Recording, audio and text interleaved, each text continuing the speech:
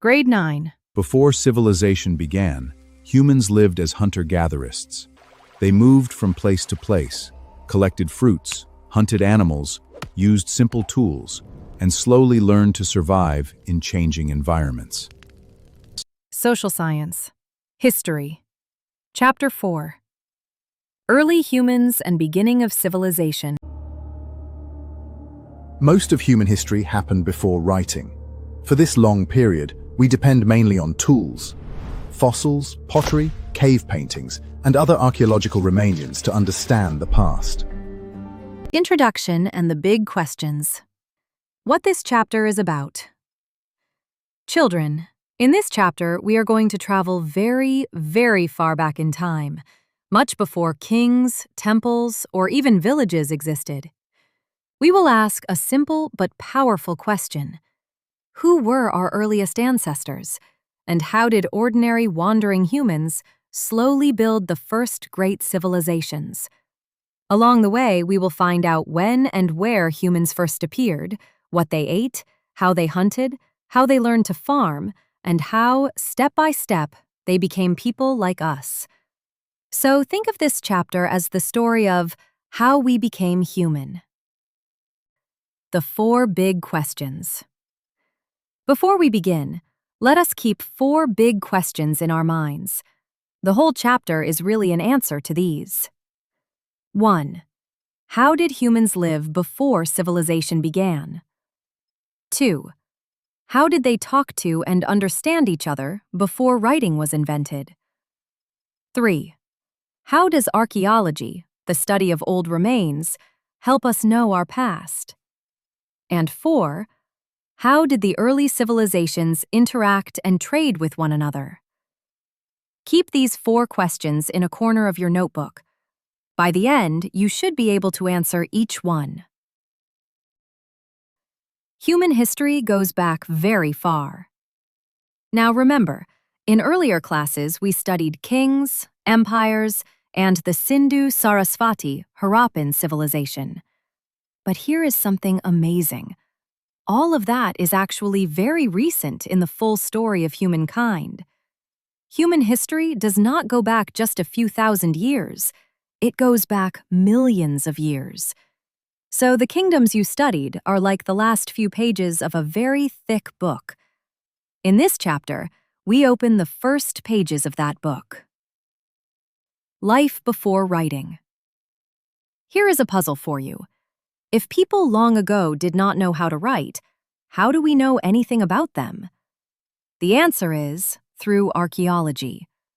Because writing was invented at different times in different parts of the world, for most of human history, there are no written records at all. So historians become like detectives. They study the physical clues that people left behind: stone tools, bones, pottery, and cave paintings. And from these clues, they reconstruct how our ancestors lived. The earliest writing, Sindhu-Sarasvati, Harappan. Now, one of the earliest writing systems in the whole world belongs to our own land, the Harappan or Indus Valley civilization. We know this because archaeologists found short writings and engravings on their seals and pottery. This writing was pictographic, which means it used little pictures or symbols to stand for words or ideas, rather than letters like we use today. Isn't it wonderful that some of the world's first writing appears right here in the subcontinent? The Harappan script is still undeciphered. But here comes the mystery, children. Even today, no scholar has been able to read the Harappan script, which is also called Sindhu Lipi. Many clever people have tried for over 100 years, but because we have no dictionary and no long texts, the code has never been cracked. So whenever the Harappans speak to us through their seals, we can see their words, but we cannot understand them. It remains one of the greatest unsolved puzzles of history. Other early scripts, cuneiform and hieroglyphics. Around the same time as the Harappans, 2 other great peoples also invented writing. The Sumerians of Mesopotamia, in West Asia, created a script called cuneiform, and the ancient Egyptians created hieroglyphics. So writing was not born in only one place. Several early civilizations discovered it independently, roughly together, showing how important recording information had become. Deciphered scripts mark the historical period. Now, here is an important difference.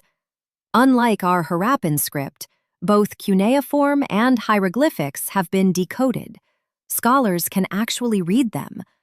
And because we can read them, we suddenly know names, dates, and events from that time. This is why historians say the historical period, the age we can study through written records, begins about 5,000 years ago. Reading a people's own words changes everything. Guessing becomes knowing. Let's explore the Harappan seal. Here, the textbook gives us an activity. Look carefully at a Harappan seal and discuss with your friends, why has this script never been read? Then, find out what attempts scholars have made to decode it. Use your textbook, ask your teacher, or look up trusted online sources. This is exactly how a real historian works, by observing closely and asking good questions. The Brahmi script. Moving forward in time, from about 400 BCE, a new script called Brahmi came into use in India. It spread both in southern India and in the Ganga Valley of the north. Now, this is important, children. Brahmi is the ancestor of many of the scripts we still use in India today, so it is not just an old script, it is a grandparent of our own writing. Ashoka and Brahmi. Brahmi became widely and neatly used when the great Emperor Ashoka, in the 3rd century BCE, used it for his famous inscriptions. We say he formalized it, that is, it became standard and official. At the same time, Iron Age people all across southern India were also using it.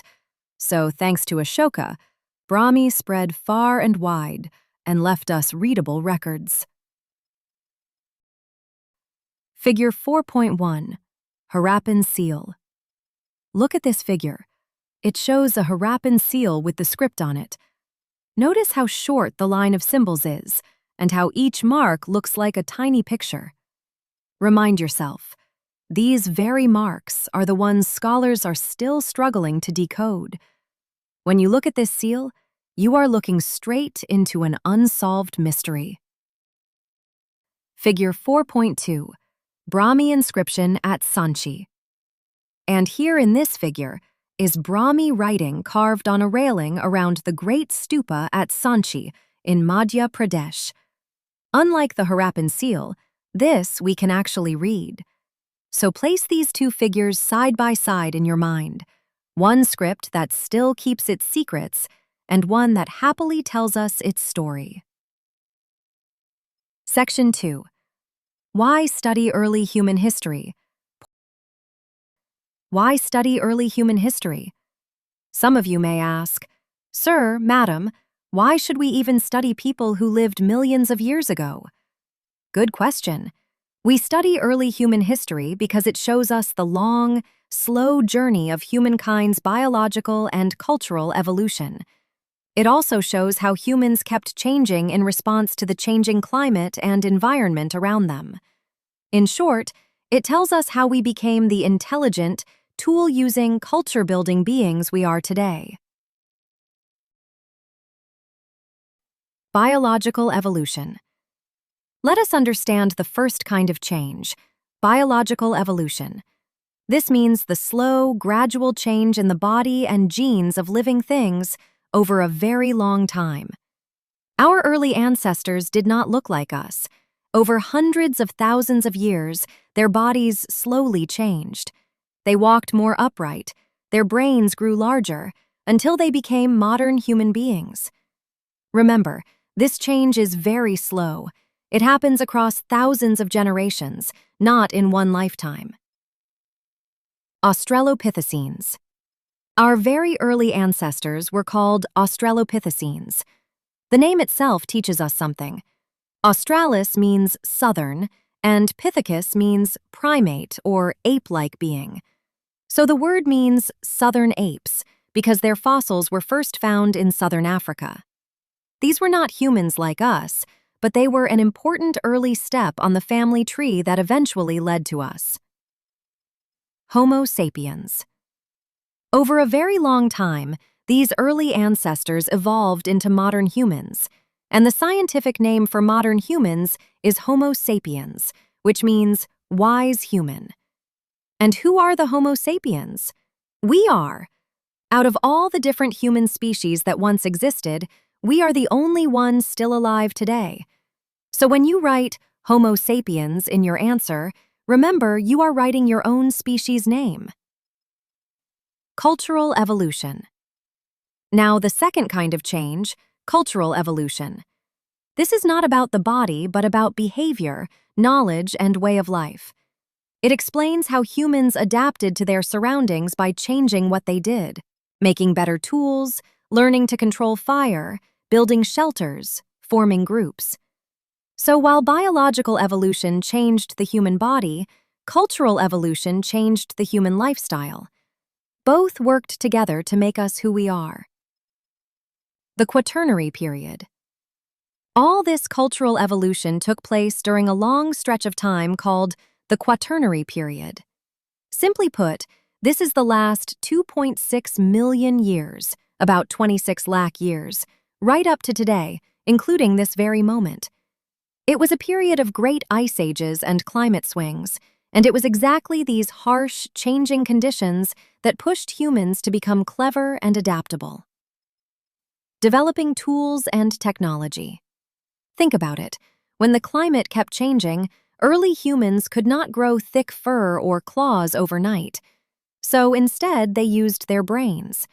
They developed tools, techniques, and technology to make use of whatever the environment offered. A sharpened stone could cut meat. A shelter could keep out the cold. In other words, humans survived not by changing their bodies, but by inventing solutions. That is the real human superpower. From hunting-gathering to farming. Now here comes one of the biggest turning points in the whole chapter. For most of history, humans were hunter-gatherers. They hunted animals and gathered wild fruits, roots, and grains. But slowly, human life changed to agriculture and food production. Instead of only searching for food that nature provided, humans began to grow their own food and raise animals. Just imagine how much this changed everything, from wandering for food to settling down and producing it. Surplus food, civilization. And why did farming matter so much? Because when people could produce more food than they immediately needed, what we call surplus, something remarkable happened. Not everyone had to spend all day finding food. Some people could now become potters, weavers, priests, traders, or rulers. This extra food and the free time it created became the very foundation on which towns, complex societies, and civilizations were built. So remember this chain: farming, surplus food, free time, civilization. Before and after the invention of writing. The next 4 portions explain this comparison table, one row at a time. Before and after, share of human history. Look carefully at this table, children, because it teaches a humbling lesson.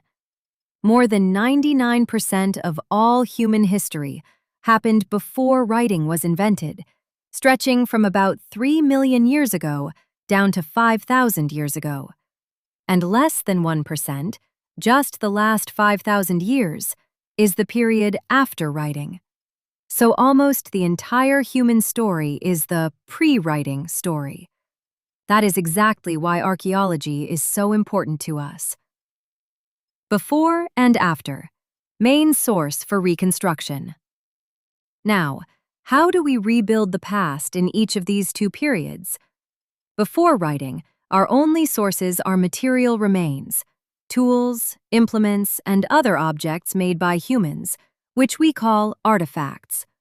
After writing, we still use those material remains, but now we also have written documents to help us. So writing did not replace tools as evidence, it added a powerful new kind of evidence. Before and after. Lives of the people. Here is a subtle but important point. In the period before writing, it is very hard to know what people thought, their ideas, feelings, and beliefs, because objects cannot speak. But after writing, literature and documents suddenly reveal names, events, and social, political, and cultural life. So writing is like giving a voice to people who were earlier silent to us. Before and after. Measurement of time. And finally, dating. Before writing, we can only give approximate dates, about 2 million years ago, and so on. But after writing, dating becomes much more accurate, because documents actually mention specific dates of events, like a king's coronation or a war. So once again, you can see the pattern. Writing turns fuzzy guesses into precise history.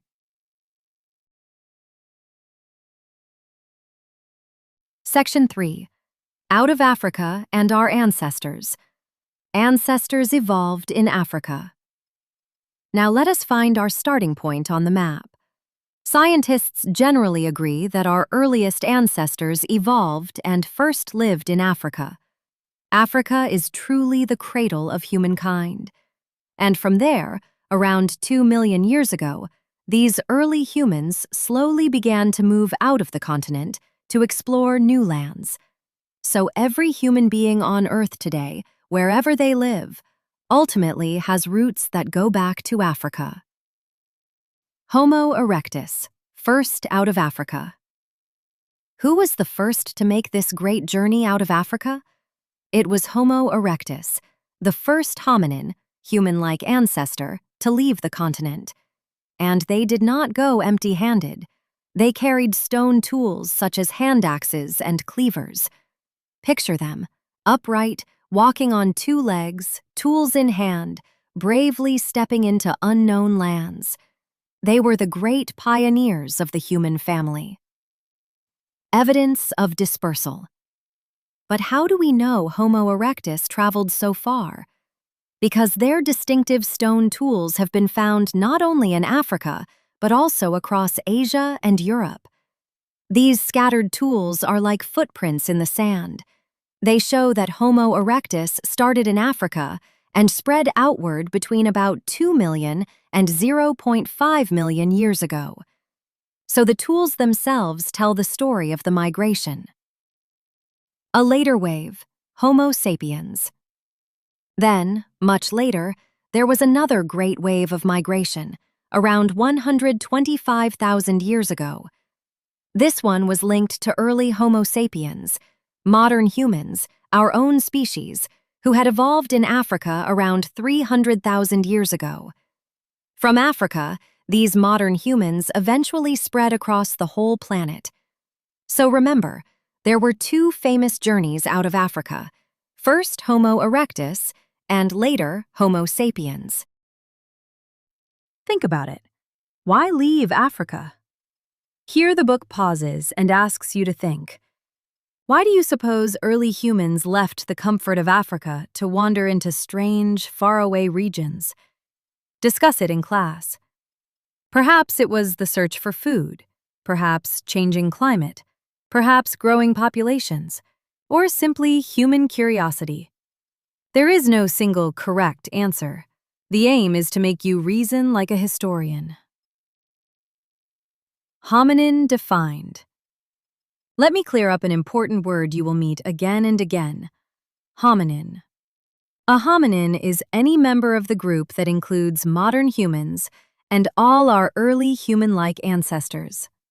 So Homo habilis, Homo erectus, the Neanderthals, and we ourselves are all hominins. Think of hominin as the family surname for humans and our close ancestors. Homo erectus defined. And what exactly does Homo erectus mean? The word erectus means upright. So Homo erectus was an upright or bipedal human ancestor, one who walked firmly on two legs, just as we do. Walking upright freed the hands to carry things and make tools, which was a huge advantage. So the name itself points to one of their key achievements. The Old World. Now, the earliest human settlements were found across Africa, Asia, and Europe. Together, these three continents are called the Old World. And here is something interesting. In this Old World, different kinds of human ancestors lived at the same time. So it was not a single line of humans marching forward. Rather, several human species coexisted side by side. The first stone tools. Around 3.3 million years ago, something extraordinary happened. One of these ancestors made the first stone tools. This may sound small, but it was a giant leap. Making a tool on purpose marks the very beginning of what we call true human behavior. So the humble stone tool is really the first spark of the human mind at work. Human behavior versus animal behavior. Why is tool making such a big deal? Because it sets humans apart from animals. Animals may use a stick or a stone by chance, but they do not have the cognitive ability, the thinking power, to deliberately make a tool the way humans do. So this act of planning and shaping a tool is the dividing line between human behavior and animal behavior. Hominins equals toolmakers. Because of this special ability, human beings came to be known as toolmakers. In fact, being a toolmaker is one of the defining features of a hominin. So whenever you think of early humans, picture them shaping stones, because making tools is, quite literally, in our nature. Extracorporeal limbs. Here is a beautiful idea for you to remember. Scholars sometimes call tools extracorporeal limbs, meaning extra body parts outside the body. Why? Because a tool acts like an extension of the human body. A sharp hand axe does what our nails cannot. A spear reaches where our arm cannot. So, through tools, early humans gave themselves powers their bodies alone did not have. Tools were used, discarded, and buried. Now think about the everyday life of these tools. Humans made a tool, used it, and when it broke or wore out, they simply threw it away. Over thousands of years, these discarded tools got buried under layers of earth, and much later, archaeologists dug them up. So the very rubbish of ancient people became priceless treasure for historians.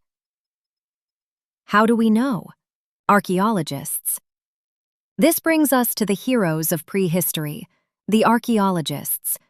They carefully explore early human sites and uncover tools, bones, and objects left behind by our ancestors.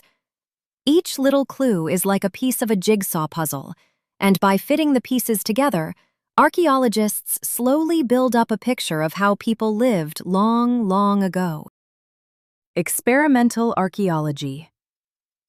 Here is a clever method some archaeologists use, called experimental archaeology. To truly understand ancient tools, they actually make and use similar tools themselves.